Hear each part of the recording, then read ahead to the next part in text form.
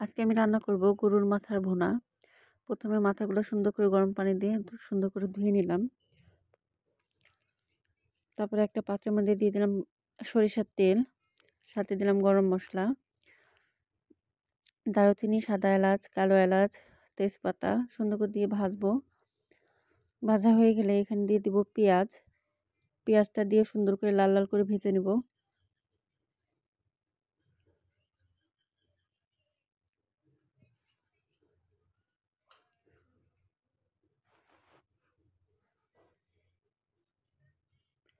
ভাজা হয়ে গেলে এখানে দিয়ে দেবো টমেটো। টমেটো সুন্দর করে ভাজবো। ভাজা হয়ে গেলে এখানে দিয়ে দিব আদা বাটা, রসুন বাটা, আর দেবো জিরা বাটা। দিয়ে সুন্দর করে এটা তেলের সাথে ভাজবো।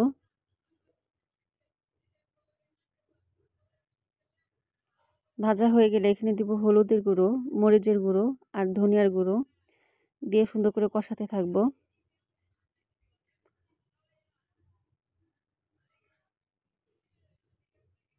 দিয়ে দিলাম সামান্য একটু পানি।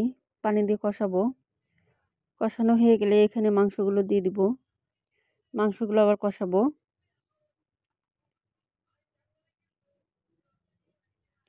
এখন আমি ঢাকনা দিয়ে দিলাম।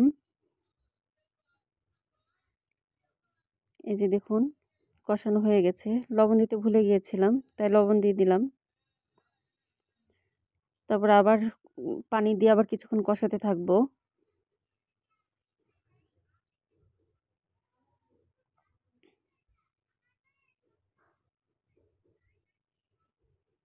ঢাকনা দিয়ে দিব।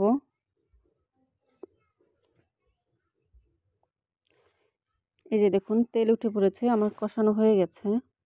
আমি এরকম করে আরও কয়েকবার কষিয়ে নিয়েছি। এখন দিয়ে দিব পর্যাপ্ত পরিমাণ পানি মাংসটাকে সিদ্ধ হওয়ার জন্য। সাথে দিয়ে দিব কাঁচামরিচ।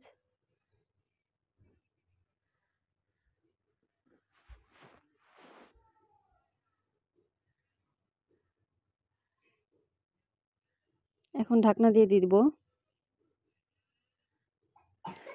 ফিরে এলাম অনেকক্ষণ পর।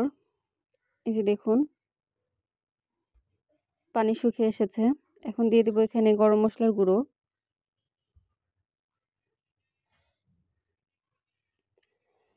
গরম মশলা গুঁড়ো দেওয়ার পরে এখানে দিয়ে দিব বাগার।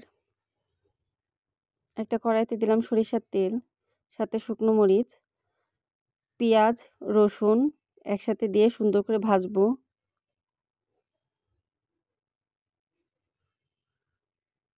লাল লাল হয়ে গেলে লাল লাল করে ভেজে নিব। লাল লাল হয়ে গেলে এখন এখানে আমি সামান্য কিছু মাংস দিয়ে দিলাম। দিয়ে ঢাকনা দিয়ে দিব।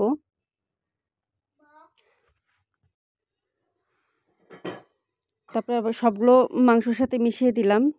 আমার রান্না হয়ে গেছে। কেমন হয়েছে অবশ্যই জানাবেন। রান্না কমপ্লিট। আল্লাহ হাফেজ।